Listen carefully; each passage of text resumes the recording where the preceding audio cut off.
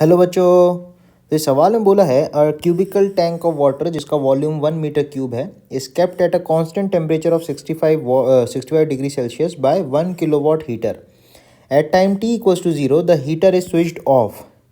Find the time taken by the tank to cool down to 50 degree celsius given the temperature of the room is steady at 15 degree. Density of water is given 10 की power 3 kg per meter cube. Specific heat of water is given 1 calorie per gram per degree celsius. बोल रहा है do not assume average temperature during cooling, take 1 kilowatt as 240 calories per second. तो सबसे पहले question को थोड़ा समझते हैं कि एक्चुअली अपने को ना एक क्यूबिकल ऐसा बॉक्स जैसा दिया है, ये टैंक है अपना, ठीक है। इसके अंदर वाटर भरा हुआ है, ठीक। अब इसके अंदर पानी जो है उसको एक हीटर के थ्रू हीट अप किया जा रहा है, ठीक है। That is a 1000 watt heater, right. Room का टेम्परेचर जो है वो अपन को दिया है 15 डिग्री सेल्सियस, ठीक है। अब पहली चीज़ तो ये बोल रहा है कि 65 डिग्री पे उसको मेंटेन रखने के लिए 1 किलोवाट हीटर को चलाना पड़ेगा, ठीक है। तो सबसे पहले 65 डिग्री सेल्सियस पे मेंटेन रखने के लिए इसको 240 कैलोरी पर सेकेंड, जो कि 1 किलोवाट को ही लिख सकते हैं, इतनी एनर्जी उसको कंटिन्यूसली सप्लाई करनी पड़ेगी। अब वो एनर्जी रूम में चली जा रही होगी, ठीक है। मतलब जिस रेट से ठंडा हो रहा होगा, मतलब जिस रेट से हीट एनर्जी इस बॉक्स से बाहर जा रही होगी, उसी रेट से ये जो हीटर है वो एनर्जी को प्रोड्यूस कर रहा होगा, ठीक है। तो जिस रेट से dQ/dt, that rate of transfer of heat, तो जो ये हीट आउट जा रही होगी dQ/dt आउट, उसी हिसाब से ये हीटर अंदर सप्लाई कर रहा होगा, ठीक है। वो अपन को दे रखा है 240 कैलोरी पर सेकेंड। तो dQ/dt को अपन लिख सकते हैं ms dt/dt, rate of change of temperature with respect to time, ठीक है। तो ऐसे करके अपन dQ/dt को थोड़ी देर के लिए लिख सकते हैं, ठीक है। अब इसमें एक चीज़ अपन को ये पता है कि 240 जिस रेट से हीट एनर्जी आ रही है that is compensated by mass. तो मास को अपन लिखेंगे डेंसिटी इनटू वॉल्यूम, ठीक है। डेंसिटी अपन को दे रखा है 10 की पावर 3 और वॉल्यूम दिया है 1, तो आप लिखोगे डेंसिटी इनटू वॉल्यूम, तो ये हो गया मास, ठीक है, इनटू इसका जो स्पेसिफिक हीट है वो 1 कैलोरी पर ग्राम दिया है। तो 1 कैलोरी पर ग्राम को केजी में कन्वर्ट करना पड़ेगा, तो 10 की पावर -3 से यहाँ पे डिवाइड करना पड़ेगा, इनटू dt/dt।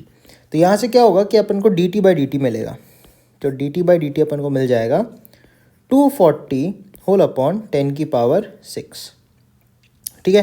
तो इसको अपन आगे जब अपन को रेट ऑफ कूलिंग का हिसाब लगाना पड़ेगा तब यूज़ करेंगे अपन, ठीक है।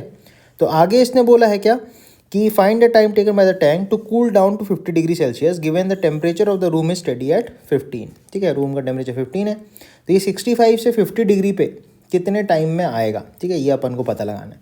तो सबसे पहले न्यूटन्स लॉ ऑफ कूलिंग का अगर हम सोचें तो ये बोलता है rate of fall of temperature dt/dt that is proportional to temperature of body minus temperature of surrounding, ठीक है। तो ये प्रोपोर्शनलिटी को मैंने कांस्टेंट बता दिया, ठीक है। अब अपन को पता है dt/dt कितना है 240 अपॉन 10 की power 6, this becomes equal to k। 65 पे जब रहा होगा तब उसका जो k आएगा वो आगे के लिए भी तो सेम ही रहने वाला है। तो अपन बोल सकते हैं 240 अपॉन 10 की पावर 6 इंटू 65 - 15 बन जाएगा 50, तो इसको डिवाइड में ले जाओ और ये आ जाएगा k, ठीक है। तो k की वैल्यू अपन लिख सकते हैं यहाँ से, ये काट दो, तो ये हो जाएगा 24/5 इंटू 10 की पावर -6 बराबर k, ठीक है। ये अपना वो कांस्टेंट आ गया न्यूटन्स लॉ ऑफ कूलिंग वाला, राइट। अब इसके बाद फिर से अपन को करना है कि जब टेम्परेचर गिरेगा तो अपन -dt/dt लिखेंगे, कहाँ से, 65 से 50 डिग्री वाले के लिए बात कर रहे हैं, ठीक है। k की वैल्यू अपन को पता है 25/5 इंटू 10 की पावर -6, ठीक है। तो k डेल्टा टी, मान लो टेम्परेचर वेरी कर रहा होगा 65 से 50 पे आने पे, ठीक है, लेकिन रूम का जो है वो 15 ही है, तो टेम्परेचर डिफरेंस अपन ऐसे लिख सकते हैं, ठीक है। तो अब क्या करो, -dt, इस एक्सप्रेशन को नीचे ले आओ पूरे को, तो t-5 यहाँ आ गया और ये हो जाएगा 24/5 इंटू 10 की पावर -6 dt, ठीक है। अब अपन को क्या करना है, अपन को इंटीग्रेट करना पड़ेगा। शुरू में टेम्परेचर कितना था, t बराबर 0 पे टेम्परेचर था 65 डिग्री सेल्सियस, किसी t टाइम पे इसका टेम्परेचर हो गया 50, वही टाइम अपन को तो निकालना है, राइट।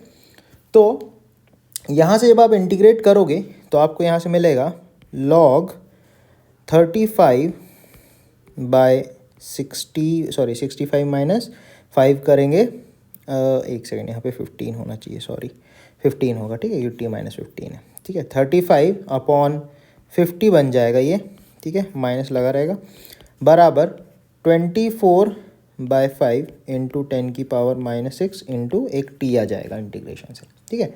तो जब आप यहाँ से टी को निकालोगे तो टी निकालने के लिए आप क्या करोगे, ये लॉग जो है माइनस अंदर जाके 50/35 एक्चुअली बन जाएगा, ठीक है।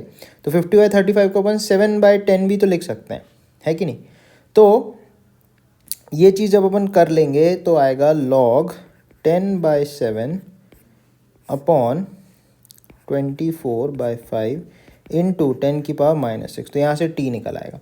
तो जब आप टी को कैलकुलेट करोगे तो ये आएगा 74307.3 सेकेंड्स, और इसी को आवर में आप कन्वर्ट करोगे तो डिवाइडेड बाय 3600 कर दोगे तो ये पूरा जो है आवर में कन्वर्ट हो जाएगा, ठीक है। तो आवर में आप करोगे तो आएगा 20.64 आवर।